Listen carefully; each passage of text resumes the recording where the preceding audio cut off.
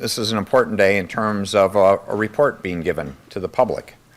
If you go back to October of last year, when I first learned that lead was an issue in terms of being informed by state departments of this problem, one of the things I thought was important is we started an independent group to go look at this issue, to go dig into it, to go find out in an unbiased way what the facts were, what the situation was, and come back with recommendations. The Flint water crisis is a story of government failure, intransigency, unpreparedness, delay, inaction, and environmental injustice.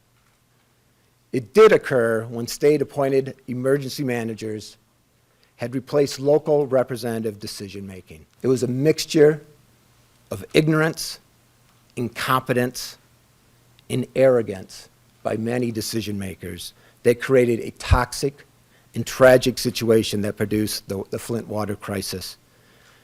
And it all could have been avoided and prevented. This report is being issued, but the action that it's triggering will go on for an extended period of time and for many years, because some of these recommendations deal with long-term health issues of the children and people of Flint, and we're going to follow through.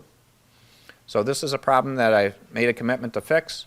This report is a good tool to do that. No one asked the question, what will happen if we don't have corrosion control treatment in place? The answer to that question is exactly what happened in Flint. And ultimately, the corrosiveness of that water leached out lead into the system, and people were exposed to it.